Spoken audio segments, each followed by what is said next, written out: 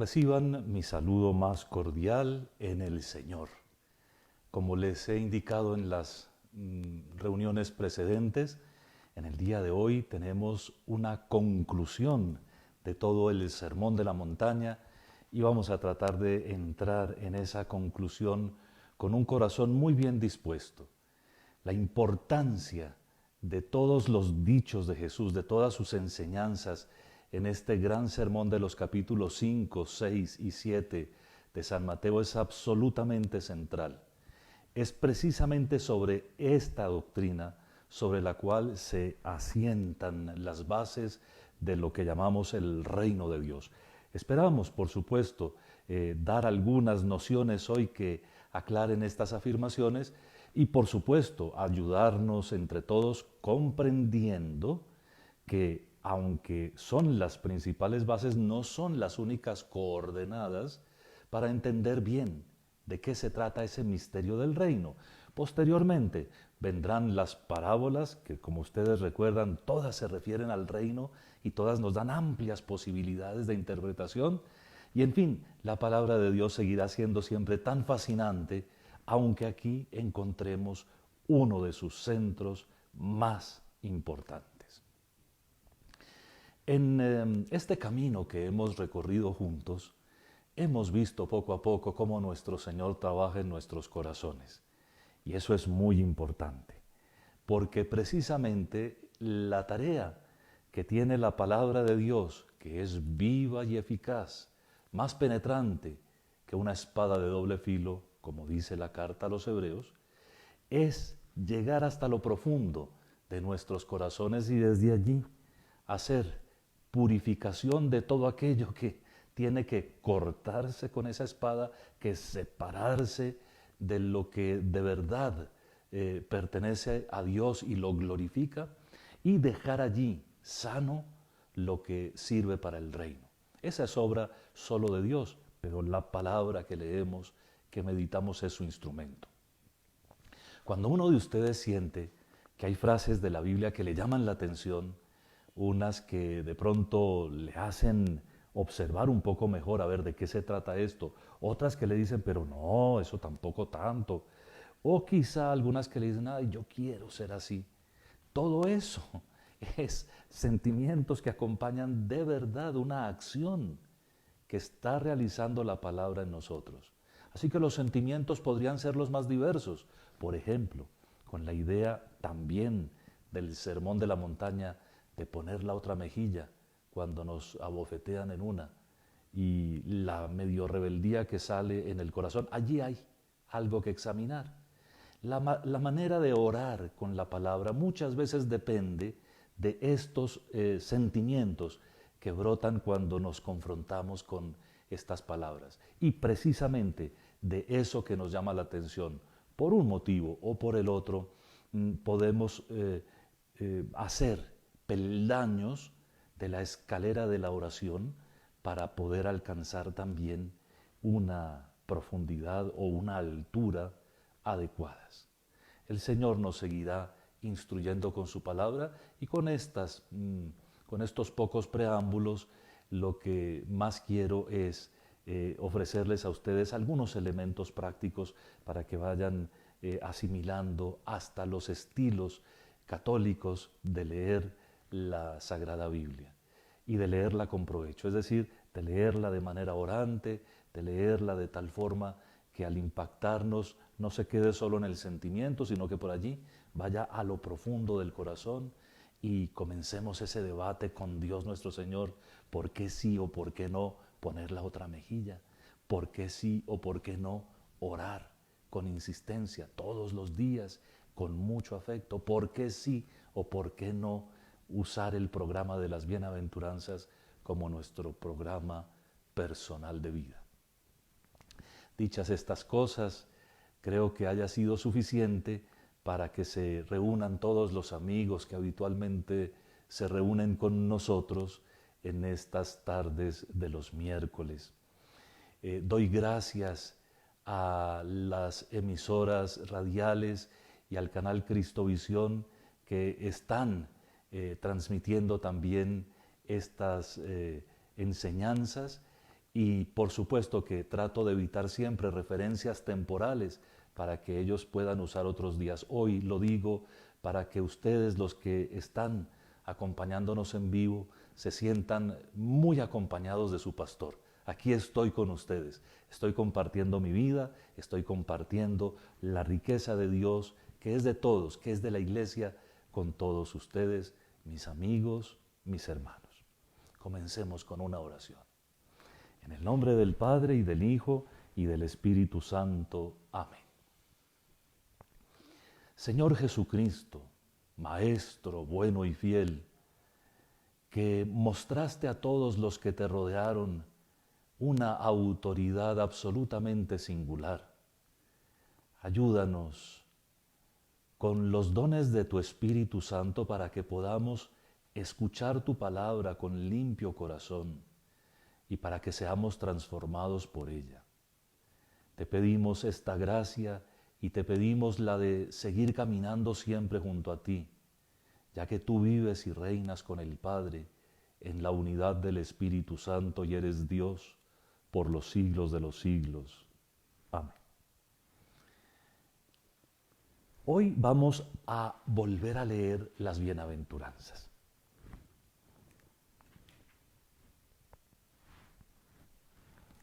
Al ver Jesús el gentío, subió al monte, se sentó y se acercaron sus discípulos.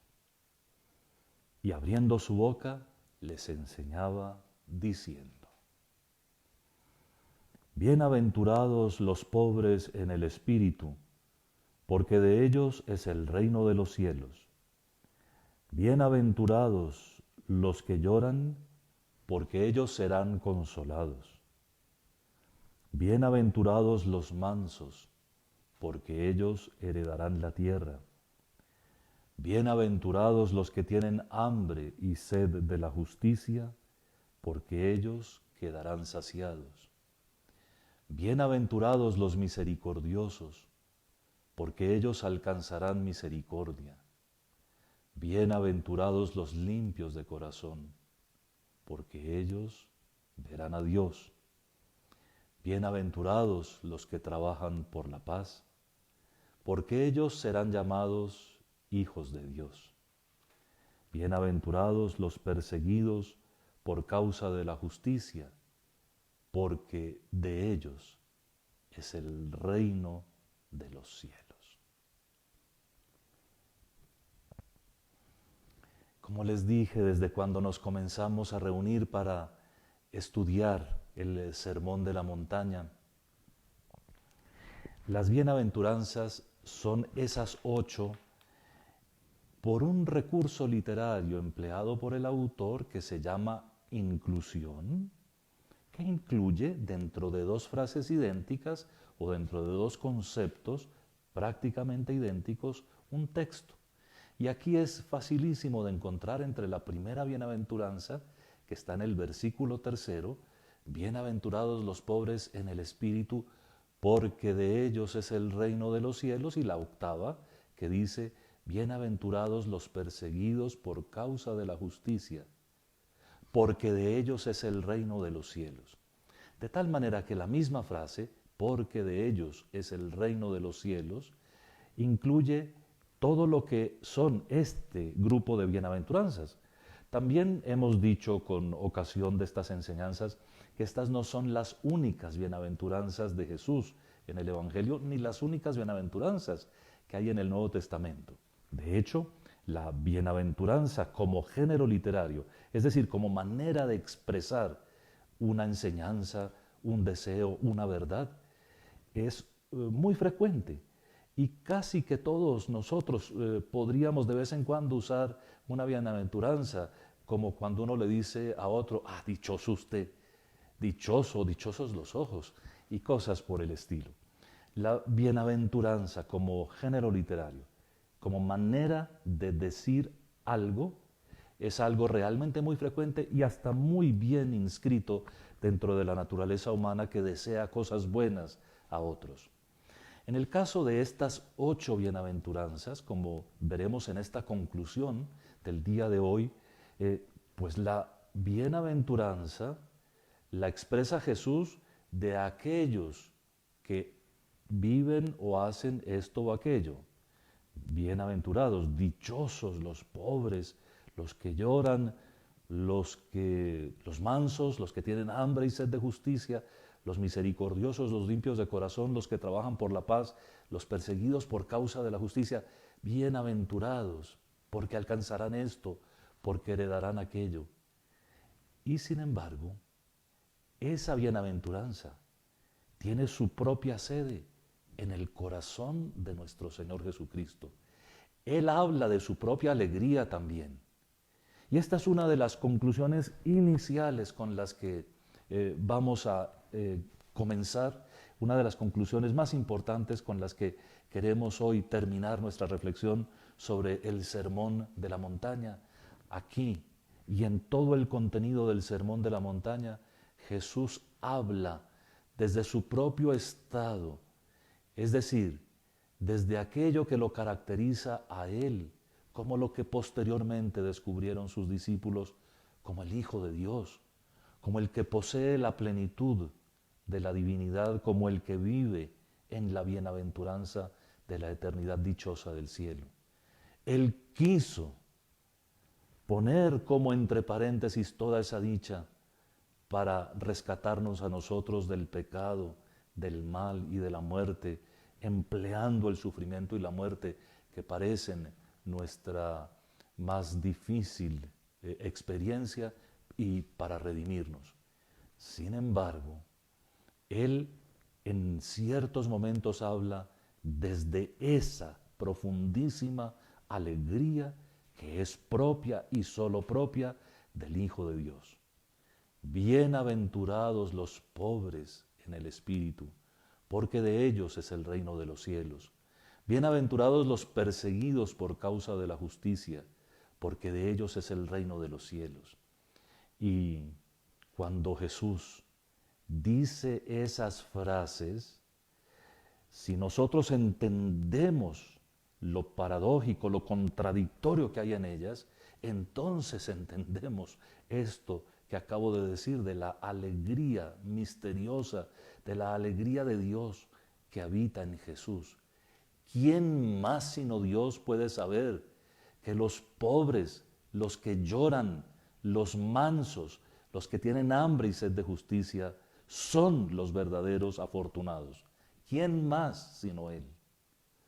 Por eso, lo que podemos leer entre líneas en el Evangelio cuando hacemos la lectura orante del mismo, es que al lado de Jesús todo el mundo se sentía bien, pero sobre todo los pobres, los que lloran, los que buscan, los que necesitan misericordia. Al lado de Jesús los pobres se sintieron perfectamente. Y hagamos ahora el esfuerzo de mirar un poco en el Antiguo Testamento esta realidad.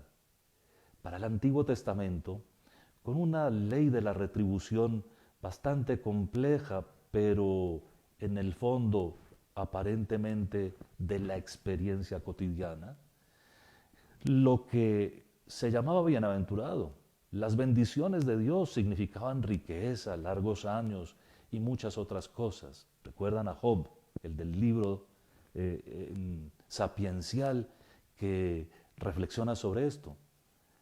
Pues bien, se creía que solamente los que tenían muchos bienes de fortuna, muy buena salud y poseían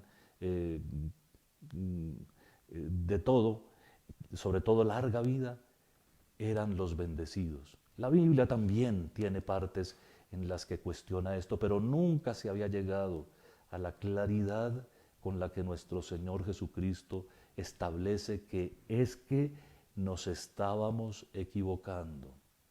Y recuerden que estamos hablando de la palabra de Dios, porque los libros del Antiguo Testamento son la palabra de Dios. De tal manera que también ahora el Nuevo Testamento, palabra de Dios, establece lo que es definitivo. Y Jesús actúa estableciendo lo que es definitivo. Ahora bien, hablando de la alegría de Jesús, vamos a descubrir otro misterio. Y es lo que en la primera y en la octava bienaventuranza aparece como premio o promesa, que es la posesión del reino de Dios. Entonces aquí entramos a nuestra conclusión más esperada quizá, porque queremos explicar una frase que he repetido muchas veces. Cuando hemos hablado sobre los 3 capítulos que ya comentamos, 5, 6 y 7 de San Mateo, muchas veces les dije, estamos ante la constitución del reino de Dios. Y algunas veces traté de explicar un poquito. Con la ayuda de Dios, trataremos ahora de ahondar un poco más en esta enseñanza. De la siguiente manera. El reino de Dios es un concepto que no es nuevo, que no es nuestro Señor Jesucristo el que lo propone por primera vez. Por supuesto que sí, como lo veremos, es quien lo propone de manera definitiva y clara. Pero si ustedes recuerdan, el primer rey de Israel fue Saúl, un rey que los israelitas se eligieron porque quisieron. Finalmente, Dios nuestro Señor lo rechazó por sus prácticas, por sus abusos y por muchas otras cosas, y Dios mismo les dio al rey David. Pero en la historia de Saúl hay algo importantísimo, y es que Dios nuestro Señor les advirtió por medio de sus profetas a los israelitas que tener un rey era una cosa muy complicada, que tener un rey exigía más impuestos para sostenerlo, exigía un sometimiento a ciertas cosas que de pronto no eran exactamente las del reino de Dios, y que finalmente, porque ellos lo pedían en una especie de soberbia por parecerse a los pueblos vecinos, se lo concedía, pero si recordaban que el rey era solo representante del Dios Altísimo. En fin, Saúl no fue fiel a esta dignación. David fue el rey que, aunque tuvo pecados y algunos de ellos muy graves, sin embargo, llenó las expectativas de la elección divina y del encargo que Dios daba para hacer un reinado, y comenzó una dinastía a la que se le prometió en el futuro que sería la dinastía de la que saldría el Mesías. Cuando pensamos en el rey David y en su sucesor, su hijo, el rey Salomón, y leemos en la Biblia la belleza y la grandeza que adquirió el reino de Israel en esa época, nos admiramos de todo lo que fueron capaces de construir ellos. Cuando se dejaban guiar por Dios, todo salía bien. Cuando se apartaban de la voluntad de Dios, todo funcionaba mal. Y Salomón, al final de sus días, después de haber tenido una juventud llena de sabiduría y de logros, al final, por hacer alianzas con muchos pueblos y por complacer a las mujeres que había encontrado en cada una de esas naciones para terminar de consumar sus alianzas, pues cayó en la desgracia introduciendo ídolos, incluso hasta el templo de Jerusalén. Y vino el acabose. El reino se dividió en dos, uno al norte y otro al sur. En el norte quedaron 10 de las 12 tribus de Israel. En el sur solo 2, que era finalmente una, la de Judá. Y comenzaron una historia que cada vez se hacía más difícil, entre otras cosas porque por la época arreciaron también las invasiones de imperios y de reyes muy poderosos con grandes ejércitos. Entonces el reino del norte cayó, primero en la idolatría y después en la dispersión total. Fueron prácticamente anulados del mapa por obra de las potencias extranjeras que los conquistaron. El reino del sur se sostuvo un poco más, pero alrededor del siglo sexto, a principios del siglo sexto antes de Cristo, cayó y cayó definitivamente. Desde el año 580 antes de Cristo hasta 1948, hasta después de la Segunda Guerra Mundial, Israel no tuvo tierra. Israel no tuvo tierra, vivió en su tierra en la que Dios le dio, pero no tuvo tierra. Y eso quiere decir que tuvieron que aprender a ser un reino sometido a otros reinos. Sin embargo, durante todo ese tiempo antes de Cristo, más de 500 años, esperaron la restauración del reino y oyeron a sus profetas que prometieron que se restauraba con el Mesías, que tenían que esperar el reinado de Dios. Y por supuesto que ellos sabían que lo primero era su fe. De hecho, después de esa catástrofe nacional, retornando a la Tierra Santa, los que pudieron volver un poco, digamos, al final del siglo VI antes de Cristo, se hicieron comunidades muy fuertes de fe, de lectura de la palabra de Dios. Fue cuando nacieron las sinagogas para reunirse a escuchar la palabra y a vivir de acuerdo con la Biblia, con lo que existía, con la ley y los profetas. Pero aunque sabían eso, de todas maneras estaban ilusionados con tener un reino que fuera un reino material, que tuvieran territorio, que tuvieran sus propios gobernantes y todo lo demás. Pues bien, en esa manera de pensar, siempre es evidente que se privilegian ciertos procederes y se privilegian los poderosos y se privilegian también los que pueden continuar una cierta dinastía y los que saben más y los que, en fin. Sin embargo, los pobres y los desheredados, los que son medio excluidos o totalmente excluidos de la toma de decisiones, y los que simplemente tienen que sostener a los demás con su propio trabajo, esos siguieron esperando, pero no exactamente igual que como esperaban los que con un poco de soberbia y sobre todo una religiosidad fundada no en el primer mandamiento, sino en una esperanza de poderío político, no entendían las cosas.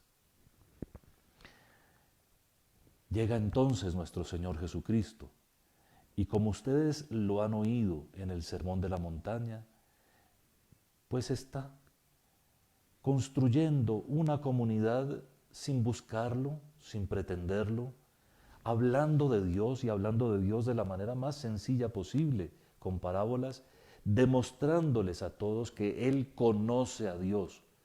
No fundamenta sus dichos ni sus enseñanzas, y en particular en el Sermón de la Montaña no dice nunca porque así dice. Cuando cita el Antiguo Testamento en el Sermón de la Montaña lo cita para cambiar algunas cosas, pero no apoya sus cosas, sus palabras en afirmaciones anteriores. Él comienza a mostrar que Él conoce bien los planes de Dios y los conoce como quien los ha vivido, como quien los comparte, como quien sabe profundamente, íntimamente, lo que Dios tiene reservado para todos. Entonces, ahora Él dice, se atreve a decir, que el reino de los cielos es de los pobres y de los perseguidos por causa de la justicia. Si me acompañan en esta reflexión, verán ustedes que está diciendo lo más contrario a la mentalidad reinante en su momento. Y si leemos todo el Sermón de la Montaña buscando qué es lo que Jesús piensa sobre la pertenencia al reino de Dios, veremos que la pertenencia no es territorial, es espiritual. Y que la realización de todo lo que Dios espera de su pueblo está en que sean como Él. como Jesús, en que los discípulos de Jesús lleguen a ser como su Maestro. Jesús, en la enseñanza sobre el reino que nos da aquí, nos demuestra que Dios es un rey que ama profundamente a su pueblo y finalmente que es un rey que es un padre bueno, un papá. ¿Cómo se sabe eso? Pues bien, de la concepción que alguno podría tener del rey dominante, del rey destructor, del rey que acaba con todo lo que no es su propio plan, llegamos al rey, digamos, más bien al Dios que se revela en el capítulo 6. ¿Se acuerdan de estas frases maravillosas sobre lo que valen los pajaritos y los lirios del campo? Los pájaros no siembran ni ciegan, y sin embargo su Padre Celestial los alimenta, y no son ustedes más que los pájaros. Ustedes no valen más que muchos pajaritos. Y sobre los lirios del campo, ni hilan, ni tejen, ni van a la boutique, ni van a la supertienda de ropas, y sin embargo, ni Salomón se vistió tan lujosamente como uno de ellos, y su Padre los viste. De tal manera, dice Jesús allí, capítulo 6, segunda parte del capítulo 6 de San Mateo, que Dios es un Padre bueno, que sabe darnos lo que necesitamos en vestido, en comida, en todo, y que a nosotros nos toca preocuparnos nomás por el reino de Dios. La conclusión del capítulo 6 es esa. Si por algo nos tenemos que preocupar es por el reino de Dios y su justicia. Las demás preocupaciones no son interesantes. Esto podríamos analizarlo de una manera muy simple. O sea, nos preocupamos tanto por cosas tan pasajeras que hoy tenemos y mañana no tenemos. Pero en cambio, por el reino de Dios y su justicia quiere decir por el reino de Dios y la novedad que Él ofrece, la posibilidad de eso que se llama santidad, que es el compartir con Dios toda la existencia. Eso no tiene precio. Y Dios sabe preocuparse de las otras cosas. Dice allí, a cada día le basta su propio afán. ¿Para qué llenarnos de otros afanes? En esta revelación sobre el reino, finalmente quien resulta revelado es el Padre misericordioso. Jesús sabe y predica que Dios es un Padre bueno en quien podemos reposar como reposa un bebé en las manos, en los brazos de su madre. Dios es el que está siempre pendiente de nosotros. Y si miramos con cuidado las afirmaciones de nuestro Señor Jesucristo aquí, Él conoce cómo juzga Dios. Él conoce qué piensa Dios. Él conoce cómo va a actuar Dios nuestro Señor. Y entonces el segundo que se revela en todas estas páginas es nuestro Señor Jesucristo. Si sabe cómo es Dios, si sabe que tiene este afecto paternal que hace que la única oración que Él nos enseña diga, Padre nuestro que estás en el cielo, etc. Si Él pone en el centro de todo el reinado que Dios quiere ejercer sobre la tierra, la paternidad de Dios, también se revela Él como el Hijo que sabe cómo es el Padre y puede compartir esa filiación con los demás, ¿verdad? Así que, conclusiones. En el Sermón de la Montaña se nos abre el universo de Dios, se nos abren las posibilidades más grandes de contemplación, tanto del rostro del Padre bueno, misericordioso, justo, paciente, que hace llover sobre buenos y malos y hace salir el sol sobre malos y buenos, que da a cada uno sus cosas cuando las necesita, que está siempre atento de las peticiones de todos. Pero también se revela Jesús, que no solamente enseña a que pongamos la otra mejilla, a que oremos por el enemigo, a que caminemos más cuando nos obligan, sino que Él mismo lo hace. sus discípulos verán que Él no enseñó nada en vano, que todo lo que enseña lo pone en práctica y que puede vivir en paz en todo esto. De tal manera que la enseñanza sobre el reino se va aclarando de una forma que nosotros mismos podemos intuir. El reino de Dios, como lo dirá luego San Pablo, no es comida ni bebida, sino justicia y paz y gozo en el Espíritu Santo. El reino de Dios no exige que yo le pague tributo a un rey particular, que yo me identifique con un partido político, que yo piense de una manera peculiar. El reino de Dios requiere que yo me haga súbdito de Dios en la fe. La fe, ese acto por medio del cual nosotros damos el paso de la increencia a la luz. Ese paso que no es un salto mortal, sino simplemente la aceptación gozosa de esta revelación divina, es lo que me hace pertenecer al reino de Dios. Y luego sus constituciones, las del reino, las constituciones del reino son estas que aparentemente son en contravía de todo lo que es humanamente pensable. Fíjense cómo Jesús se atreve aquí a exigir de los suyos las renuncias más grandes.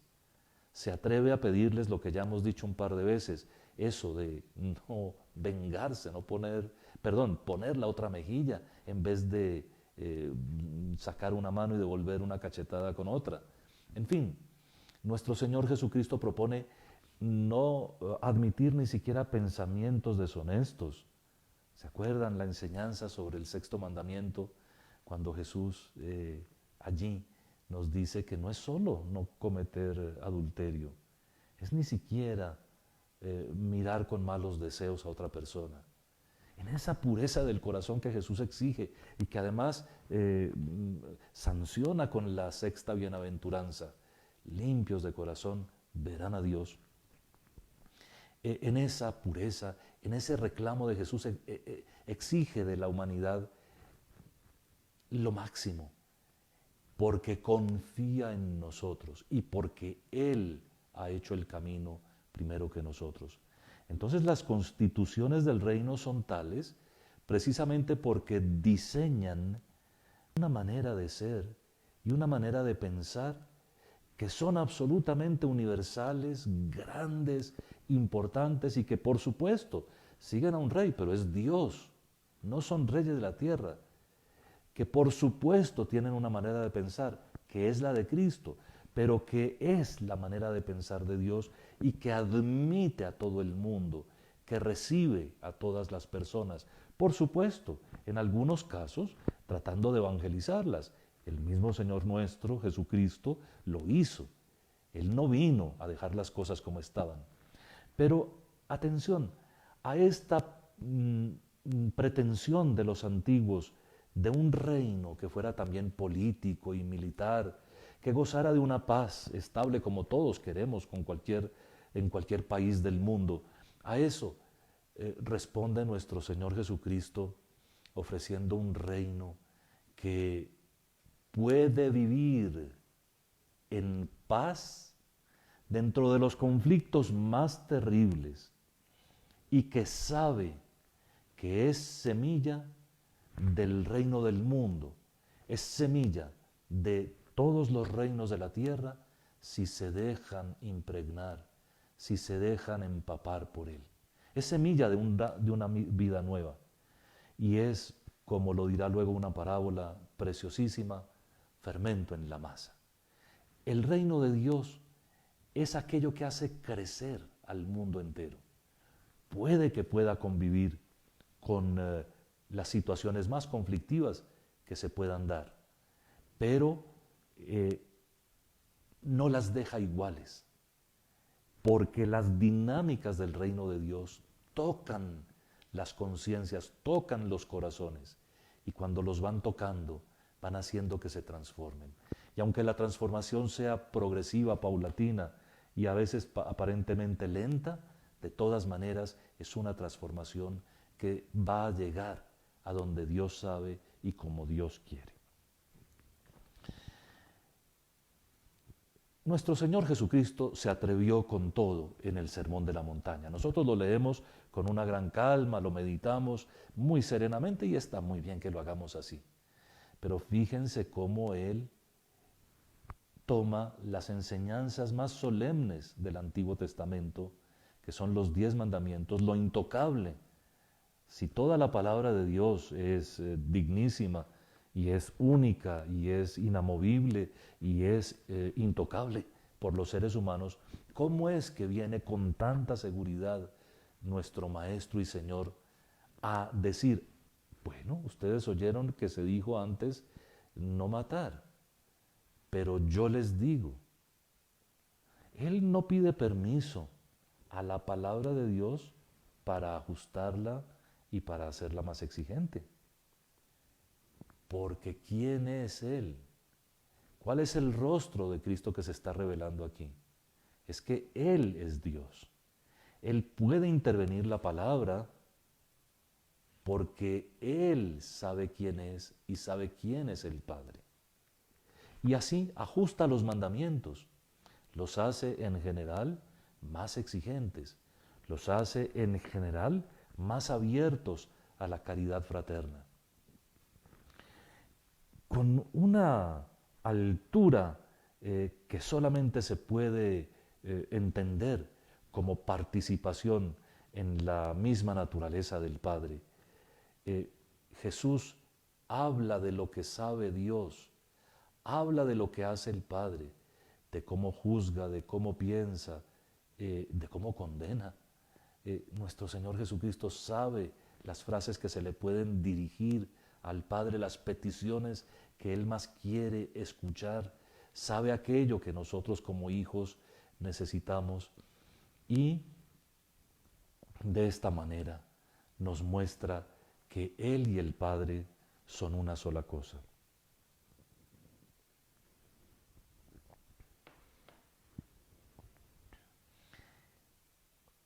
En el Evangelio de San Juan, cuando el Señor Jesucristo afirma es que el Padre y yo somos una sola cosa, se gana una acusación de blasfemo y por eso quieren matarlo.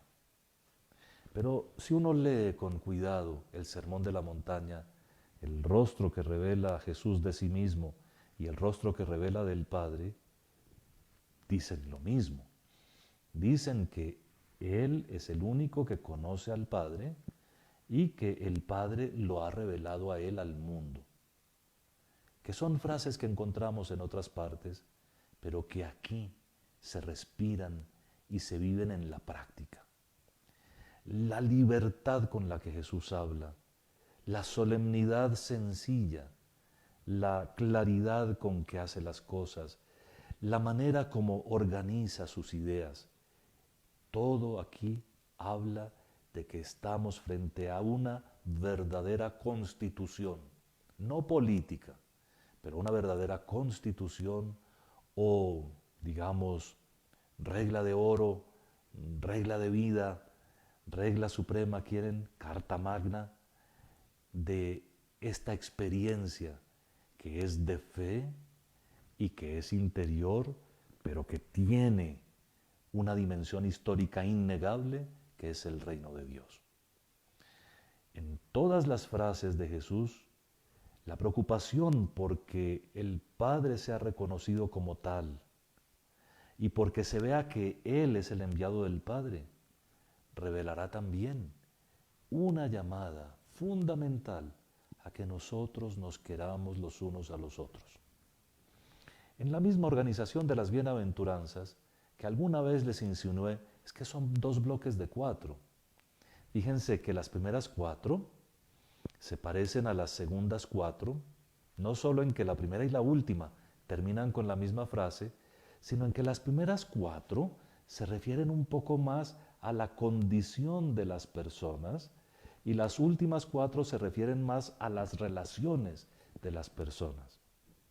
Así, las 2 tablas de la ley, el primero y gran mandamiento del amor a Dios sobre todas las cosas, quedaría más o menos reflejado en la primera tabla de las bienaventuranzas, y la segunda tabla de los deberes más sociales, más de comunicación con los demás, estaría en las otras 4. Y así quise también leer el texto de las bienaventuranzas como inicio del Sermón de la Montaña para recordarles que Jesús subió al monte y se sentó. Subió al monte como Moisés al Sinaí, pero no bajó del monte a traer una ley mediada por él. Se quedó en el monte y les habló a los discípulos pobres, sufrientes, humillados, hambrientos de justicia, necesitados de misericordia, con tentaciones en el corazón, que necesitaban oír ese mensaje que los llamara y que los invitara a la misericordia, a la pureza, a la justicia. Se sienta como nuevo Moisés, pero es más que Moisés. Él sube al monte y, repito, se queda allí. Y allí los pobres que en la montaña de Moisés no pudieron ni siquiera acercarse a la falda de la montaña bajo pena de muerte, son invitados a subir con él. Ya se lograron ver todos ustedes en ese grupo de los que sube la montaña. El Sinaí era inalcanzable, como son los 10 mandamientos. En cambio, el monte de las bienaventuranzas es para usted que está escuchando. La alegría de Dios es para usted. Y la alegría de Dios es para usted que es pobre. La alegría de Dios es para usted que llora o ha llorado. La alegría de Dios es para usted que ha sido humillado y que ha aprendido con tanta dureza experiencias dolorosas en la vida, la sabiduría. Usted es llamado feliz porque usted quiere en el fondo ser santo, o quizá en la superficie. Por esa es la 4ª bienaventuranza, ¿no? Y no es usted que está escuchando estas palabras uno de los que espera misericordia porque, entre otras cosas, conoce sus miserias, pero sabe que tiene la misericordia de Dios, y esta bienaventuranza, la 5ª, lo invita a compartir esa misericordia que recibe con otros. Dichoso usted si es misericordioso, porque alcanzará la misericordia que está buscando. Y dichosos los limpios de corazón. Dichosos porque van a ver a Dios, pero además porque la pureza de corazón es fruto de esta palabra que Jesús habla, que Jesús hace llegar hasta lo profundo de las almas y que transforma y renueva todas las cosas. La alegría de Dios es para ustedes, que trabajan por la paz con tanta fuerza, que a veces tienen los puestos más humildes de la sociedad y sin embargo desde allí oran por la paz de la patria, viven en función de hacer sus cosas de tal manera que nadie resulte lesionado y de verdad construyen allí la paz que se necesita. La alegría de Dios es para ustedes de pura verdad, y ustedes son los invitados al Monte Santo. Y el reino de Dios es el que se establece cuando uno, en vez de ver al mediador, ve a Dios. Dios está aquí. Dios está con nosotros. La revelación del Sermón de la Montaña es que Dios se vino a acompañarnos, que Dios ha establecido su reinado ya en todos los que queremos pertenecer a Él. Este es el reinado de Dios, el de aquellos que trabajan por la justicia y la paz y la verdad, el de aquellos que siguen los consejos divinos y que no se quedan simplemente en vivir como todo el mundo vive, en aquellos que reconocen que puede que haya cosas muy duras, pero que primero está la gracia que Jesús nos da, Él nos invita a trabajar solo por el reino y su justicia, y Él hará lo demás. Así que, con mucho amor, pongámonos en las manos del Señor. Y de nuevo les digo lo que les dije en la reunión pasada. Vamos a hacer del Sermón de la Montaña nuestro proyecto de vida.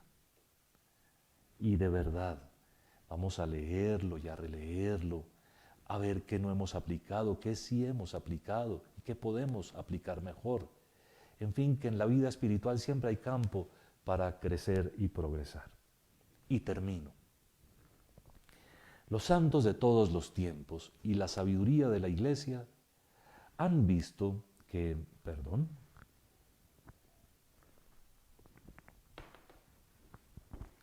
en todas estas enseñanzas de nuestro Señor Jesucristo y en las demás que están en el conjunto del Evangelio y de los Evangelios, se puede sintetizar el llamado a una vida de verdadera comunión con Dios. Se puede sintetizar la llamada al reino y la participación de los misterios del reino con tres consejos. Tres consejos, y así terminamos. Esos consejos, como en alguna otra ocasión ya lo indicamos, son la pobreza, la castidad y la obediencia. Los que conocen un poco más la cuestión religiosa inmediatamente hacen que su mente salte hacia los votos de los que son consagrados a Dios, de las religiosas, de los monjes, de las monjas, en fin, de los que conocemos en nuestro medio. Pero eso no es exacto.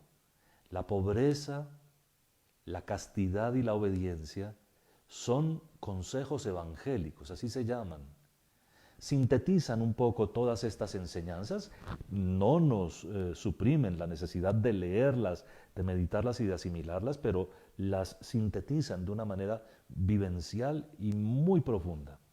La pobreza, porque tiene que ver con nuestras posesiones, con todo lo que es material o espiritualmente llamado mío, porque vamos a entregarlo todo a Dios. Esa es la pobreza. Tú me lo diste, a ti, Señor, lo torno. Todo es tuyo.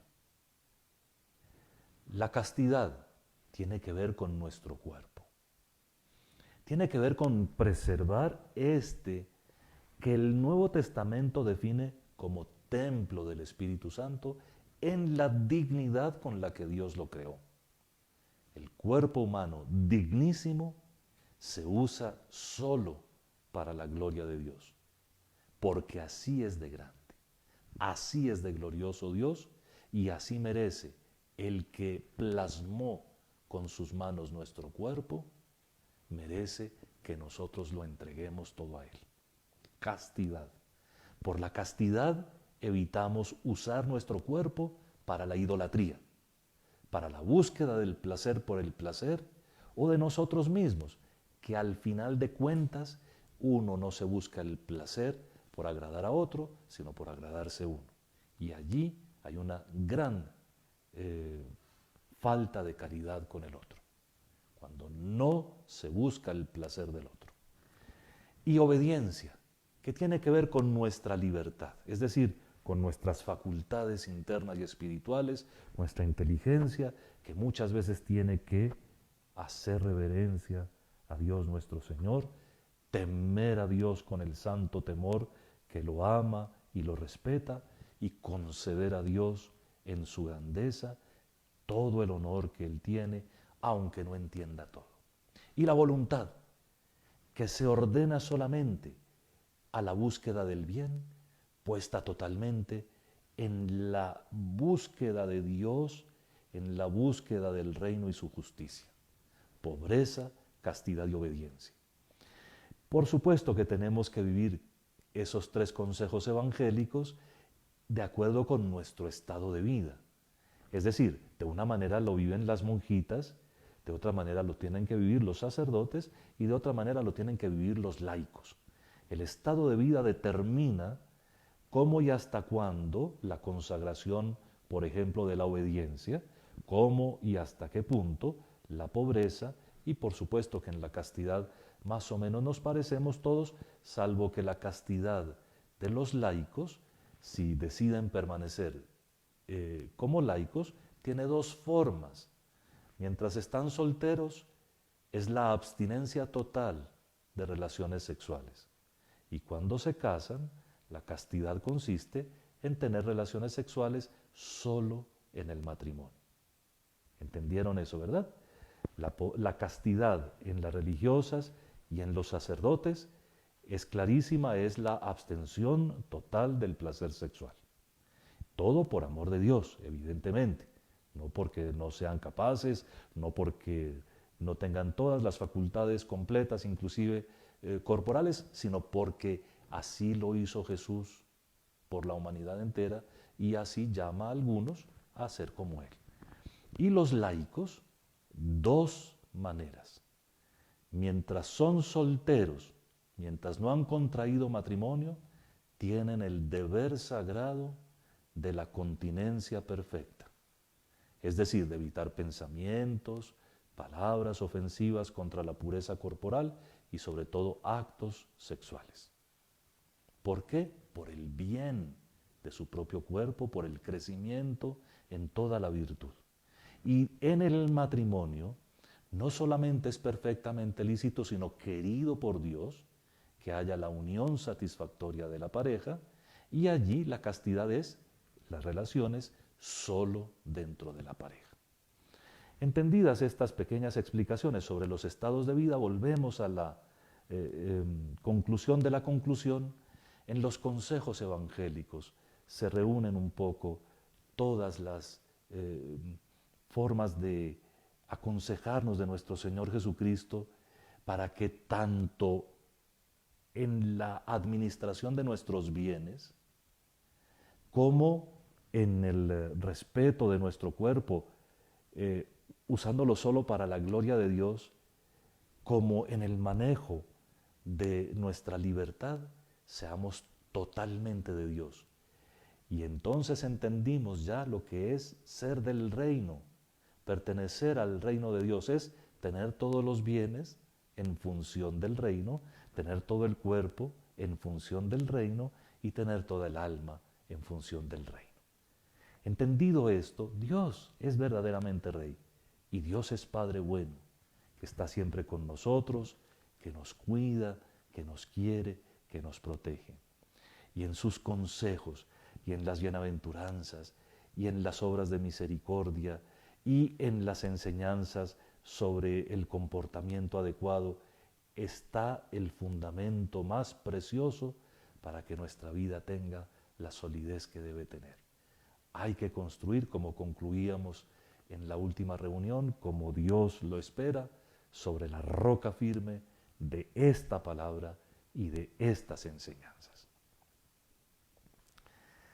La semana entrante vendremos con un tema distinto.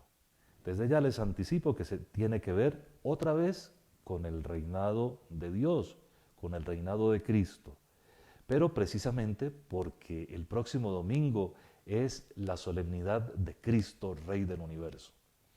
Con la solemnidad de Cristo, Rey del Universo, comienza la última semana del tiempo ordinario. El tiempo ordinario tiene 34 semanas distribuidas antes de Cuaresma, unas poquitas, y después de la Pascua, el resto. El tiempo ordinario se llama así porque nos presenta en orden los misterios de Cristo y por eso el último de ellos es su reinado universal. De tal manera que el otro domingo será el primer domingo de Adviento y Año Nuevo litúrgico, aunque no sea Año Nuevo civil. Terminaremos entonces esta serie de reflexiones en la semana 34 del tiempo ordinario, en la semana de Cristo Rey, y sí comenzaremos otra serie larga de enseñanzas para todos los que nos quieran acompañar, siempre con la función de completar en nosotros la iniciación a la vida cristiana de la manera más bella posible y a partir de la primera semana del Adviento. Mientras tanto, los bendigo de todo corazón, los encomiendo a la palabra de Dios, que Él puede transformar corazones, que ciertamente es la única que puede salvar a Colombia y que puede renovar nuestra historia. En el nombre del Padre, y del Hijo, y del Espíritu Santo.